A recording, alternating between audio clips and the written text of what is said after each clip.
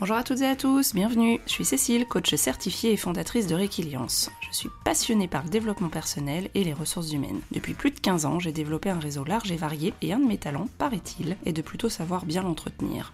Avec Un pour tous, tous coachés, j'ai décidé de partager avec vous ces moments d'échange privilégiés que j'initie chaque semaine avec des professionnels passionnés, tous plus fascinants les uns que les autres. Et je me suis surtout dit que ce serait dommage de ne pas vous en faire aussi profiter.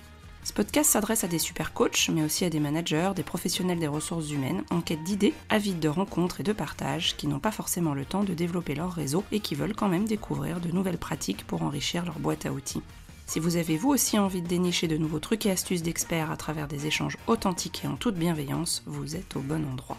À travers des regards croisés dans des environnements variés, je vous propose de rencontrer des personnalités alignées avec lesquelles nous partirons ensemble à la recherche de pratiques différentes et complémentaires en toute simplicité.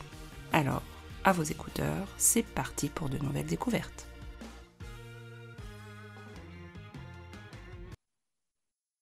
Bonjour Martine, bienvenue sur Un pour tous, tous coachés. Je suis ravie de t'accueillir aujourd'hui. On a persévéré pour l'enregistrement, on a eu moult péripéties, mais on y est arrivé, c'est aujourd'hui. Donc je suis vraiment ravie de t'accueillir.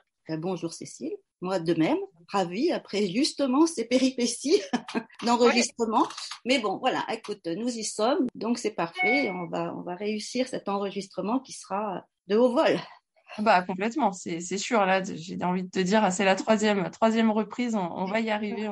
On est forte.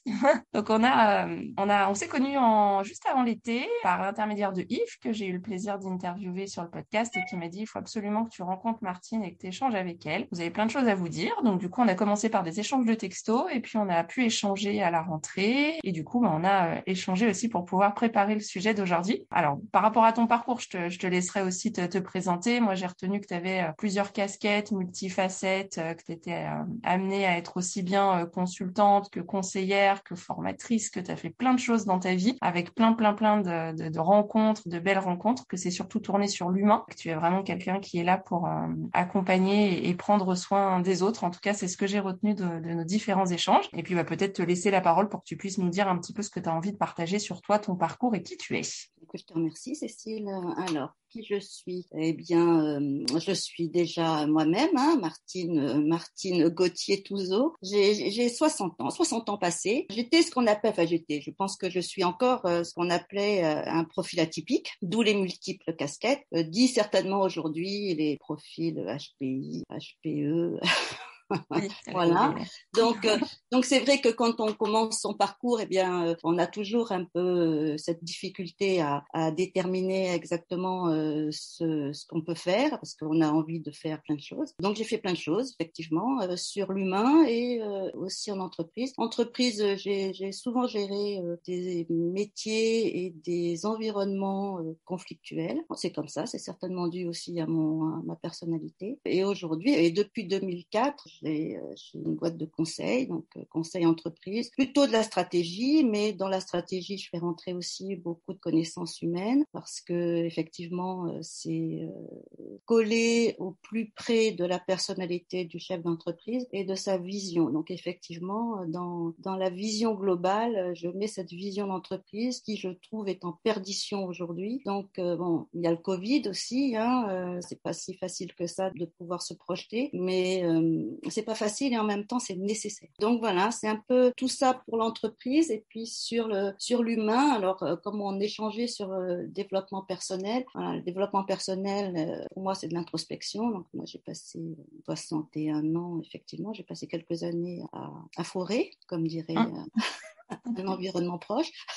Donc, je suis remontée avec beaucoup d'informations. Donc, ce sont des informations. L'expérience permet aussi justement de partager. Moi, je suis beaucoup dans le partage, je suis beaucoup dans la transmission. Donc, effectivement, cette connaissance de soi permet d'être complètement tournée vers l'autre. Parce qu'on n'a plus rien à attendre. C'est ce que tu m'avais effectivement dit quand on avait eu notre premier échange, je crois, que tout ce travail que tu avais fait sur toi, justement, il te permettait d'être bien. Alors, on a parlé d'alignement juste avant de commencer l'enregistrement, mais du coup, d'être bien alignés pour pouvoir justement proposer cet accompagnement-là aux autres aussi, et ça fait partie des questions de tout à l'heure. Mais du coup, je te propose qu'on enregistre, oui, on est en train d'enregistrer, donc forcément on enregistre, mais du coup qu'on aborde le sujet qui du coup t'anime, et en tout cas qu'on a choisi et que tu as choisi avec moi quand on a préparé le podcast. On s'est posé la question de comment remettre du mouvement et fédérer en entreprise. Donc c'est une grande question, large et vaste question qu'on a aussi abordée. Donc tu l'as dit, toi tu as ta casquette depuis plusieurs années en entreprise, le côté stratégie en entreprise, et c'est cette notion de mouvement, le fait de bouger, de se mettre en mouvement pour pouvoir fédérer en entreprise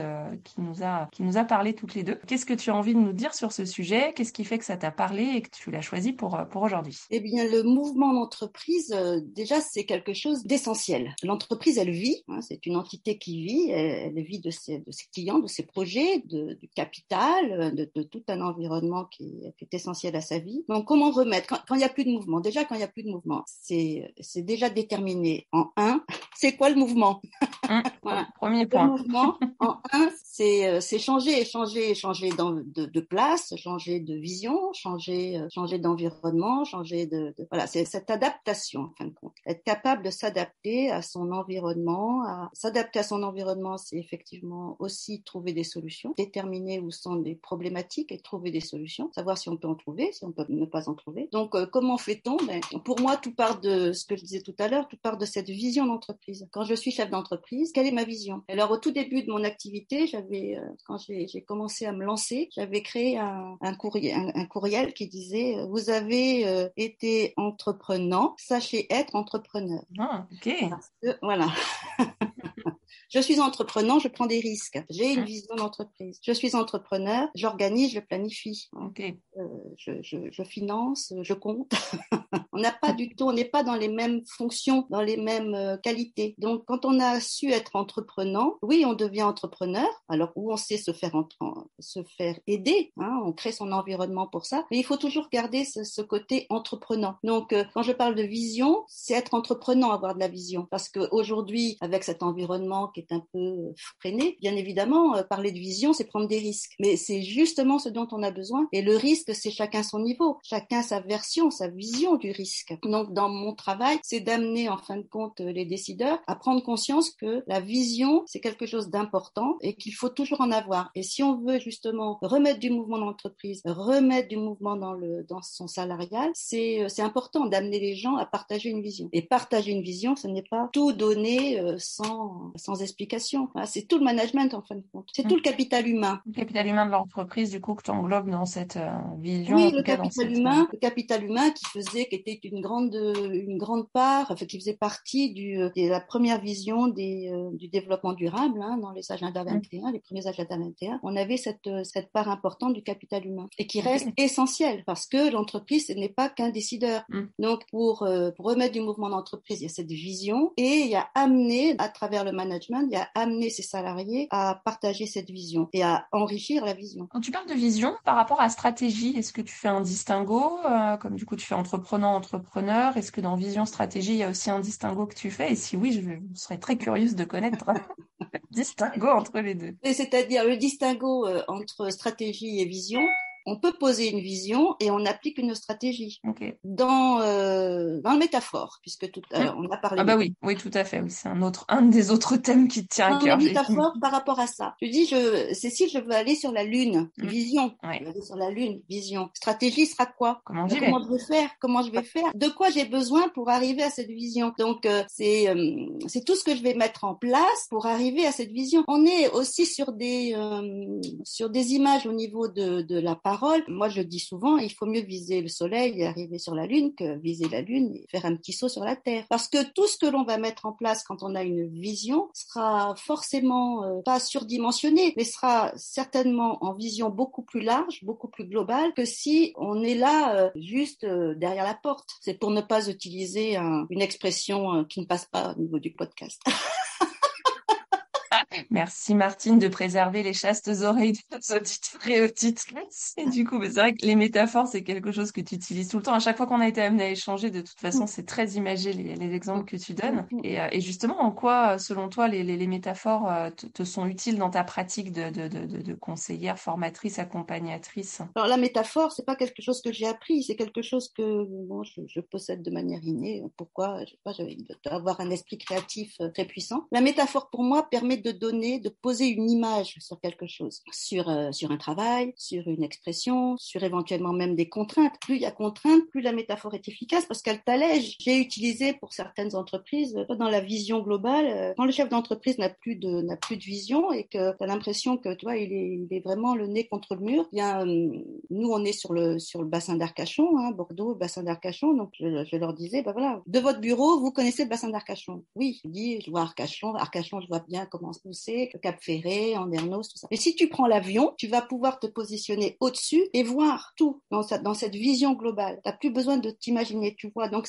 de prendre de la hauteur, ça permet ça. Et quand je te donne cet exemple, je suis sur la vision globale et je suis sur la métaphore, le visuel qui va rester en tête. Ah, puis en plus, tu fais le mouvement. Alors là, les auditeurs ne te voient pas, mais du coup, tu fais le mouvement d'élévation en même temps. Donc, ça aide à la mise en mouvement, du coup. Bien sûr. C'est vraiment apprendre à se positionner de manière différente pour que la pensée de base, pensée stratégique, soit nourrie de quelque chose de différent. Donc, c'est un peu ça. Moi, mon travail, c'est d'accompagner, mais c'est surtout dans la transmission, c'est de laisser une boîte à outils. Moi, je trouve que quand mes clients décident tout seuls, c'est parfait, j'ai réussi ma mission. Ok. Comment tu construis la boîte à outils? Qu'est-ce que tu mets dedans? Qu'est-ce que tu leur proposes? Parce que moi, c'est un sujet qui me parle beaucoup, la boîte à outils. C'est du sur-mesure. Ouais. Tu n'as pas besoin de la même chose que la plupart de mes clients, certainement, parce que tu es unique. Tu es unique dans ta vision d'entreprise, tu es unique dans ce que tu fais. Voilà, donc chaque entreprise a besoin de sa boîte à outils. Et quand tu mets en place une boîte à outils, parce que tu vas leur faire leurs propres outils, au départ, c'est toi qui fais, après, ils apprennent à faire et ils enrichissent leur boîte à outils au fur et à mesure. Je pense que c'est ça, c'est pouvoir se coller et se caler aux besoins de chacun.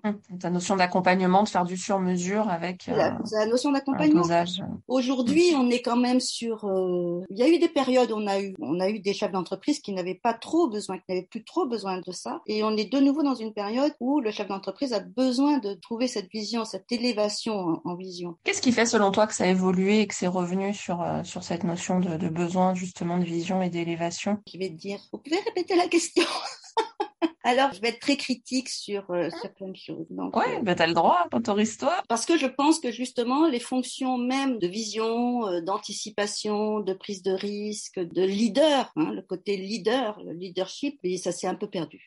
Un leader, alors c'est pareil, hein, dans le leader, c'est pas celui forcément ou celle que l'on entend constamment et qui est plus fort que les autres et qui a beaucoup plus de choses à dire. C'est celui qui peut justement fédérer, celui ou celle, attention, parce que voilà, qui peut fédérer en période de crise et qui peut emmener. Tout le monde ne va pas aimer le leader, mais tout le monde va lui faire confiance. Ouais. Donc, c'est fédérer une équipe, c'est vraiment justement servir de ciment autour de l'équipe, enfin, dans l'équipe, dire voilà, on va vous emmener là et on partage une vision et c'est cette vision partagée qui fait que l'équipe va se fédérer. Donc, moi, je trouve qu'on on est en perdition de leadership, oui. Ouais. Alors, est-ce que c'est dû aux grandes sociétés américaines qui ont vraiment un management très vertical et on est en perte de sens? Certainement, hein. Mais même dans les jeunes cadres, je trouve que ça se perd. Ils sont rentrés dans le moule. Ah, ça oui, ça ils sont rentrés dans le moule. Mais ils en ont peut-être perdu une partie de leur personnalité. Oui, du coup, ça questionne. On voit, tu vois, je te disais, moi je l'utilise depuis très longtemps, l'outil des préférences cérébrales là, d'Herman. Oui. Et on le voit bien que depuis des années, depuis une vingtaine d'années, on a privilégié les écoles, les études scientifiques, la BEC AS plutôt. Donc on a fait des hémisphères gauche, on a privilégié les hémisphères gauche au détriment des hémisphères droits qui sont plutôt des hémisphères de créativité, d'intuition, de partage. Donc on se retrouve avec effectivement des tas d'individus qui sont capables de mettre en place, donnent un ordre, ils appliquent, qui sont très respectueux de ce qu'on leur dit. Et en même temps, dans une période comme ça où tu vas chercher des solutions, ben oui, mais trouver des solutions, mais comment? Puisque d'un coup on me demanderait l'intérêt d'utiliser les fonctions, les capacités d'un hémisphère droit que je n'utilise plus. Je l'utilise, mais peut-être dans ma vie privée, mais Oui, pas forcément en milieu pro. Voilà, en entreprise, on ne me demande pas d'avoir des idées, surtout pas. Ce test que tu utilises, du coup, à quel moment tu le proposes? Quand est-ce que tu es amené Alors à déjà, l'utiliser? Herman, la méthode Herman, c'est pas un test, c'est un profil. Ah, un profil, pardon. Un Mille profil. excuses. Un Je profil, donc le l'utilise, profil Herman. ça fait très longtemps que je peux utiliser, j'utilise ça en profil d'équipe. Ok. Quand on repositionne, c'est-à-dire qu'on va étudier le chemin de la pensée de l'équipe. Et ça, c'est très, très intéressant parce qu'on peut se rendre compte qu'il y a des moments où c'est normal que ça fasse des nœuds, parce que c'est pas simple, la réflexion. On le fait aussi en profil individuel, bien sûr, et puis en coaching, mais Herman, j'ai longtemps utilisé d'autres outils, et Herman, ça doit faire presque 20 ans que j'utilise que celui-ci parce que je fais tout avec. Et Herman, alors ça va rejoindre ce qu'on disait tout à l'heure, très visuel, très ludique, des couleurs, et ça, je trouve ça génial. Dans la boîte à outils, quand tu as assimilé l'outil Herman, tu peux faire plein de choses avec. Ok, super. Moi, c'est quelque chose qui m'a, quand je me suis formée, j'ai été épatée. Okay. Donc, c'est vrai que en profil d'équipe, pour fédérer des équipes, ça, c'est très intéressant parce que on est justement, pas cette confrontation, mais cette différence de vision entre l'hémisphère droit et l'hémisphère gauche. Alors, c'est schématique parce qu'effectivement, les études que Ned Herman avait appliquées à son époque, elles ont évolué. Mais schématiquement, on est quand même dans ces différences de style de pensée. Un style de pensée très pragmatique, très voilà, je suis la loi et autres, et un autre style de pensée qui est beaucoup plus dans l'intuition, dans celui qui crée, quoi. Donc c'est vrai que quand tu fais ça en entreprise, tu vas mettre en jeu tous ceux qui prennent des risques, donc plutôt les équipes commerciales, et tous ceux qui planifient, plutôt les équipes comptables, ingénieurs comptables. Et là, il y a tout le mouvement qui se crée. Ok, super, merci pour ce focus sur cet outil-là. Du coup, on en avait parlé très rapidement la dernière fois. Du coup, je trouve ça hyper intéressant d'avoir des outils complémentaires aussi d'autres profils ou tests qui peuvent exister. Est-ce qu'il y a un exemple que tu souhaites nous partager d'un de tes clients ou de plusieurs clients d'ailleurs, par rapport à cette notion de mise en mouvement avec la vision, avec la stratégie, emmener les équipes, le leader, que tu souhaiterais nous partager aujourd'hui? Et de toute façon, moi, je travaille toujours comme ça. Donc, quand je travaille sur de la stratégie pure, comme j'ai pu le faire là ces dernières années, alors c'est difficile parce qu'il peut y avoir des freins culturels et c'est difficile de faire bouger les lignes quand elles viennent de pratique et d'habitude. Mais bon, voilà. Après, il faut aussi que le chef d'entreprise il soit lui-même investi de cette envie et pas forcément dans la crainte et appréhender le pire, parce que quand on est en mission, on est censé appréhender nous le pire pour nous, pour éviter qu'il se produise. Donc voilà. Après, ici, j'ai souvenir d'une entreprise avec laquelle j'ai travaillé et on a travaillé sur justement un profil d'équipe et alors pour un peu lier le tout en métaphore, je le disais au directeur général que pour moi son équipe de responsables commerciaux c'était l'image de la meute de chiens qu'on lance à la chasse aux clients. Et donc voilà, je lui avais fait toute une petite histoire là-dessus en disant voilà, vous êtes le chasseur, vous arrivez au chenil, vos chiens sont tellement contents de partir à la chasse parce qu'ils savent qu'ils vont partir. Donc bon voilà, vous n'avez pas briefé sur rien du tout, vous ouvrez chenil, vous en avez déjà perdu la moitié. Très bien. Et je lui raconte cette petite histoire qui est une histoire que j'invente au fur et à mesure, bien sûr. Et à la fin, il me regarde, il me dit mais c'est tout à fait ça. La dernière réunion, il leur avait dit voilà, on va développer l'Aquitaine et il dit dans le lot, il y en a un qui est revenu un mois après en disant je suis allé en Alsace. Et, mais on avait dit l'Aquitaine. Et oui, mais en Alsace, j'avais un bon plan qui n'a pas marché, mais j'avais un bon plan. Et c'est apprendre ça justement, apprendre à voir dans ces équipes les besoins de structure que l'on doit mettre en place pour les aider à mieux travailler. La connaissance de l'autre, c'est-à-dire écouter, regarder, important, très important, vital. On est au-delà de la bataille des égos et malheureusement on se plie, on est souvent sur la bataille des égos personnel. Mademoiselle Cécile, d'où le développement personnel qui doit se faire à l'extérieur de l'entreprise. Oui. Ça, c'est effectivement un sujet aussi qu'on avait abordé dès notre premier échange sur ce côté, effectivement, un travail personnel, en fait, à mener, selon toi, effectivement, en dehors des murs de l'entreprise, pour ne conserver que, alors, je me fais la traductrice de ce que j'ai retenu de notre échange, de ton point de vue, mais du coup, effectivement, que chacun a travaillé à titre personnel et individuel en dehors des murs de l'entreprise sur qui il est, ce qu'il pense, ce qu'il fait, pour pouvoir, justement, selon toi, être optimum en entreprise, mais que l'entreprise n'a pas apporté le poids du développement personnel personnel des individus qui la composent. Est-ce que j'ai bien retenu l'essence de notre échange? C'est un échange? avis personnel que j'assume complètement. Développement personnel, on entend développement personnel. Tu dis développement entreprise, on entend développement entreprise. Le développement personnel en entreprise, pour moi, c'est antinomique. Est-ce que tu conseilles justement à des clients, parce que ton point de vue est clair, hein, on en avait bien parlé toutes les deux, justement parce que à la fois tu es fervente défenseur justement du développement personnel, mais en dehors de l'entreprise. Qu'est-ce que tu conseilles à justement des dirigeants, des dirigeantes pour inciter leurs salariés à faire du développement personnel, mais en dehors de l'entreprise? Mais l'entreprise, elle peut faire entre guillemets du développement personnel à travers de la formation, mais de la formation, parce qu'en fin de compte, le développement personnel, ça dit bien ce que ça veut dire. J'essaie de développer ce que je suis en tant qu'humain, donc c'est très large en fin de compte. Et bien sûr, je vais aller travailler sur quoi? Sur les freins que je peux avoir, alors de par le moule éducatif, de par ce que j'ai réussi ou pas au niveau études, et je me retrouve en entreprise. L'entreprise, elle n'a pas à se pencher sur cette histoire-là, parce que l'entreprise est une entité qui achète les compétences et l'expérience de la personne qui est venue répondre à une offre. Par contre, moi j'ai souvent travaillé sur justement ce qu'il y a dans le CV et puis les besoins d'entreprise. Je les appelle non et voilà, c'est pas grave. Et je trouve que ça c'est intéressant de pouvoir faire ce lien toujours avec l'humain au centre entre ce dont vous êtes porteur, ce que l'entreprise dans laquelle vous êtes en train de travailler a besoin et éventuellement de justement faire des réajustements à travers les formations. Ça c'est intéressant. Aujourd'hui, alors oui, nous en métropole, on bénéficie d'un tas de supports de formation, mais dans d'autres départements outre-mer, on n'a pas ces formations-là. Donc, il faut, si on n'a pas les budgets, il faut justement transférer les savoirs. Alors, ça peut être sous un schéma mentoring, puisque c'est très à la mode. Mais je te vois sourire, je me dis, c'est très à la mode. Oui, mais je suis toujours très critique, moi. C'est à la mode, alors voilà. Puis alors, qu'est-ce qu'il y a dedans? Il y a rien, dis donc. C'est fou. On a mis un très beau mot, mais des fois, mais comment se fait-il qu'il n'y ait rien? Non, mais voilà, c'est le transfert des savoirs, c'est important. Mais le transfert des savoirs ne peut se faire que lorsqu'on a soigné l'ego. Eh oui, donc voilà, il faut forcément des personnes qui aient cette sensibilité-là et qui soient en phase de pouvoir accompagner. Tu vois bien, la formation, on est capable d'en faire, on en fait. C'est facile d'en faire. Mais qu'est-ce qu'on en fait? Ça nourrit qui? Ça nourrit et la personne et l'entreprise, ça nourrit les deux, ça nourrit que l'un. Je pense que le fond est important.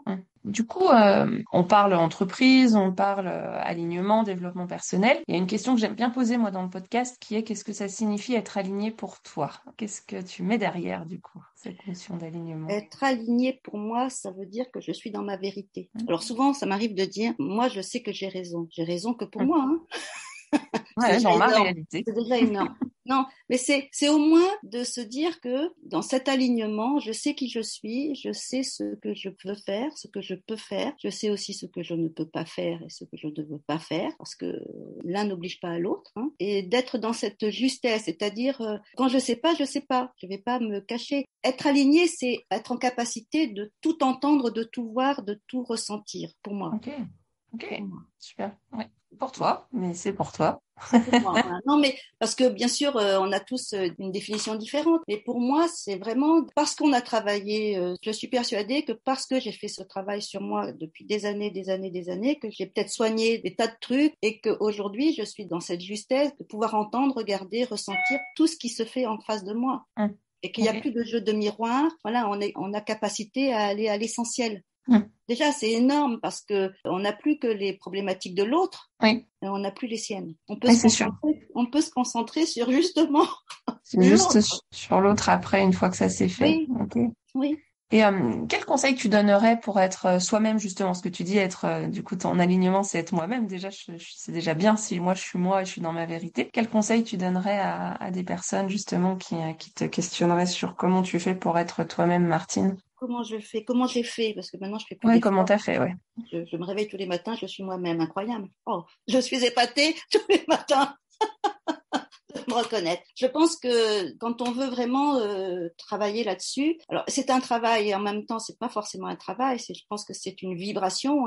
Et moi je dis souvent les gens, alors ça a été très marketing, développement personnel. On a fait beaucoup de développement personnel. Pour moi le développement personnel, je le dis et je le redis, c'est de l'introspection. C'est-à-dire je vais descendre à l'intérieur de moi-même, je vais aller moi-même sortir les poubelles que j'ai à sortir si j'en ai et je vais décider de garder ce que j'ai envie de garder. Si je sors des poubelles, je peux m'autoriser à aller regarder dans ces poubelles ce qu'il y a.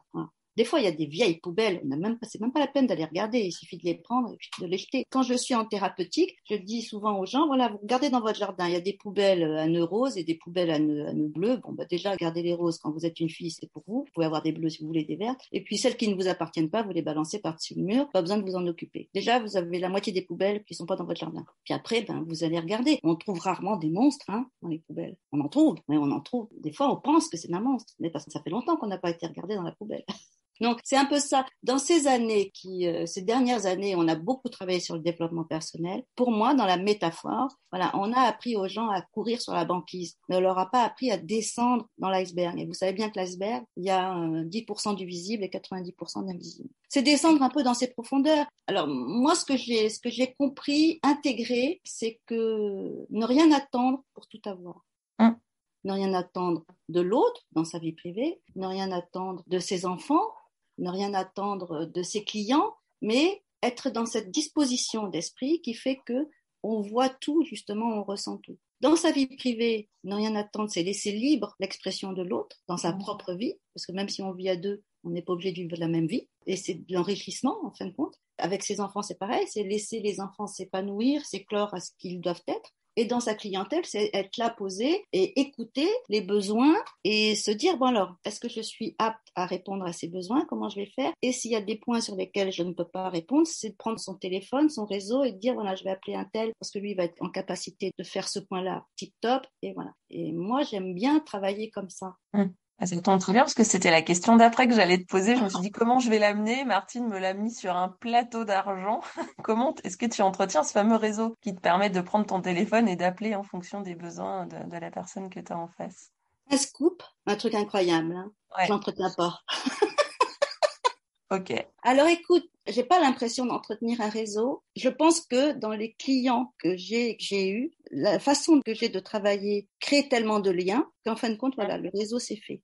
Et je pense que peut-être je me trompe, hein, mais j'espère que je me trompe pas trop. La façon que j'ai de travailler crée des liens de confiance.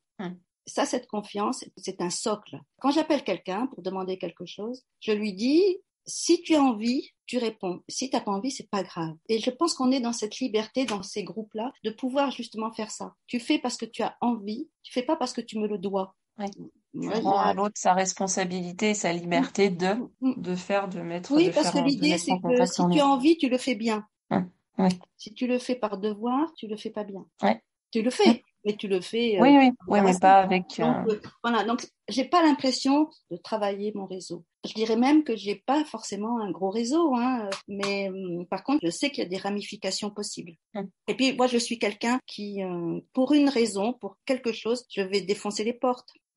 Même si on me dit non, je sais que on me dira non sur le fond du sujet, mais on pourra me dire ah mais bon écoute puisque tu insistes, va voir un tel ou téléphone à un tel qui aura peut-être la solution pour toi. Et donc la mise en mouvement elle est là pour moi. La mise en mouvement, elle est très intellectuelle en fin de compte, très persuasive. J'ai besoin, il faut que je trouve. Donc je vais trouver. Ok. Ouais, donc du coup ces liens qui se font naturellement de confiance et tu vas réactiver quand moi, c'est le moment. Je peux pas dire que j'ai un réseau de gens que quand je lis des bouquins, hein, de travailler son réseau. On met un petit mot de temps en temps, coucou, ça va, qu'est-ce que tu deviens? Mais si derrière, il n'y a pas de, il n'y a pas de matière, c'est souvent un peu ce que je dis. Le vase peut être magnifique, hein, un magnifique vase en cristal de baccarat et rien dedans, hein. C'est tout l'écart entre le fond et la forme. Oui, tout à fait. Et on a besoin des deux pour être dans cette justesse, être aligné. Tu vois, tous les mots qu'on a utilisés depuis le début de l'entretien, c'est ça, être dans cette justesse, cet alignement, cette vérité. On a besoin des deux. Tout à fait. Donc des liens forts de qualité basés sur la confiance qu'on peut réactiver quand. Oui, et puis j'ai peut-être une personnalité qui est un peu dérangeante, donc par moment, puisqu'elle n'est pas très alignée à ce qui se fait aujourd'hui. Donc c'est vrai que un peu on me reproche mes qualités. Et les qualités sont l'expression, c'est j'ai les qualités de mes défauts et les défauts de mes qualités. Voilà, c'est un peu ça. Moi, j'ai besoin de vivre ma vie privée, ma vie professionnelle à fond. Donc, j'ai pas de temps à perdre. Si tu viens pour travailler avec moi, tu vas travailler. Si tu viens juste pour faire un tour de rond-point, c'est pas la peine. Hein. Tu vas te garer et on en reparlera plus.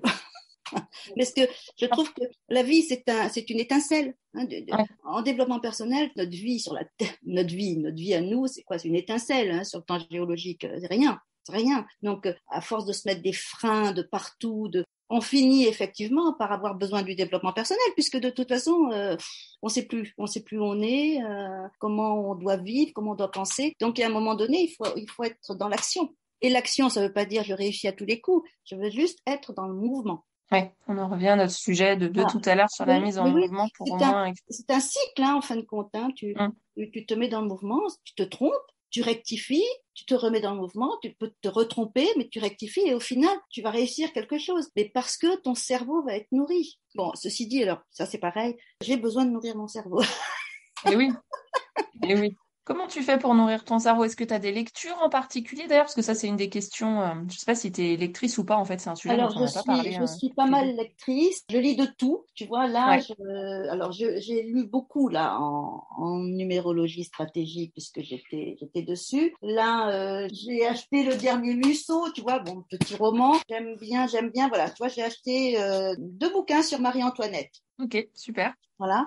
Et puis, alors dans le boulot, j'aime bien ce qu'a écrit Julia de Funès, parce qu'elle est vraiment dans la veine de ce que je pense sur l'entreprise. Mhm. Cette inertie de l'entreprise est tuante, je trouve. Mhm. Et Ok. bien besoin effectivement de remettre du mouvement. Pour remettre du mouvement, quelquefois on a besoin de secouer le cocotier, hein, et pas d'y aller sur.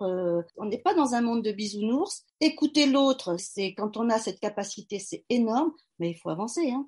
Ok. Du coup, ça a été Héroclite, tu passes de Musso à Julia Ouais. de Funès et du coup, sur Marie-Antoinette. Ouais. Marie-Antoinette, c'est quoi? C'est des ouvrages en mode biographie, en mode Écoute, historique? C'est- de ce que tu sais, comme je regarde beaucoup de choses, je vois passer beaucoup de choses, et là, c'est un livre qui a été écrit il n'y a pas très longtemps, hein. C'est Marie-Antoinette, la légèreté et la constance. Ah. Donc c'est vraiment, si tu veux, toute cette vision qu'elle avait de. Moi, j'aime beaucoup dans ces bouquins-là. Je cherche les dispositions d'esprit, les traits de caractère.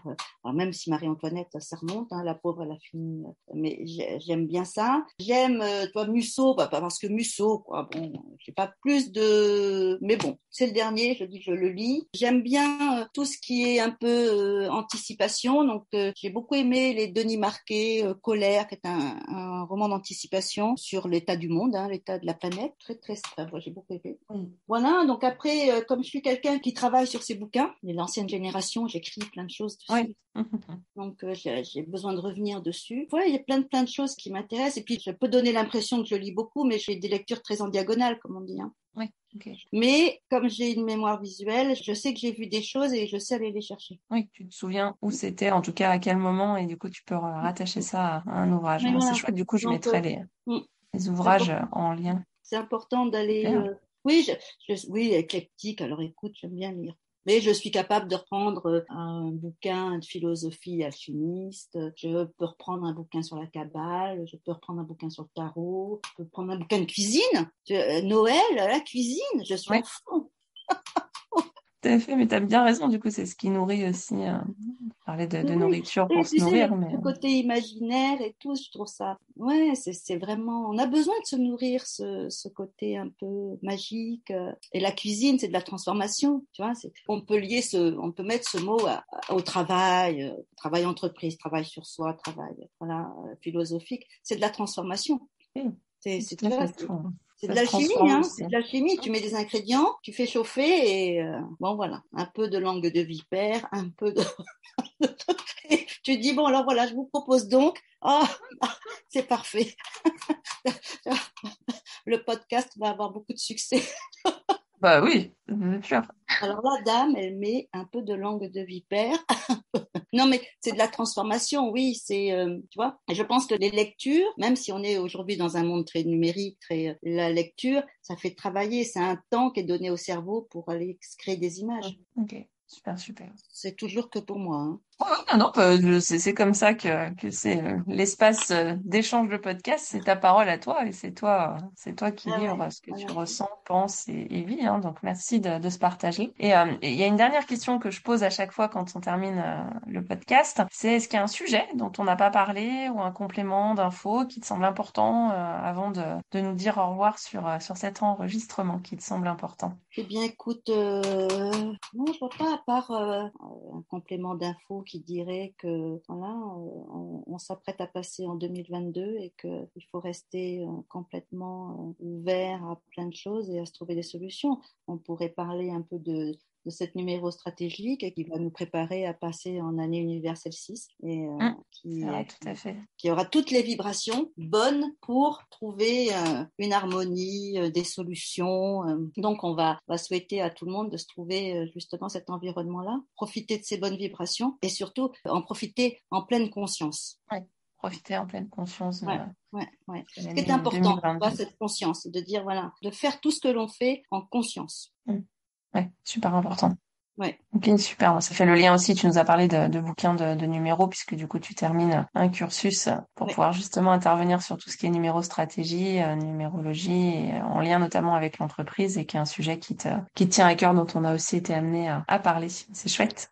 C'est chouette. Je pense qu'on a des sujets qui sont très intéressants. Et je te remercie, Cécile, parce qu'à travers un podcast qui est vraiment un format complètement nouveau pour moi, je trouve que c'est intéressant ce partage comme ça.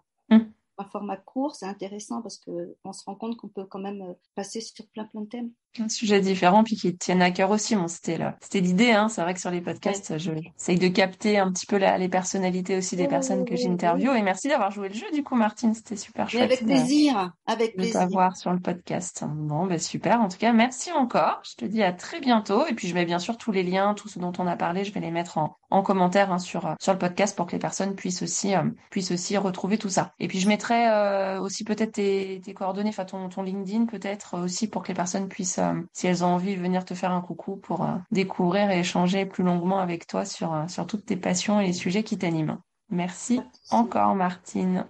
Merci à toi. Merci d'avoir écouté l'épisode jusqu'au bout. J'espère que l'échange vous a plu. N'hésitez pas à aller sur la page du podcast Un pour tous, tous coachés sur le site www.requiliance.fr.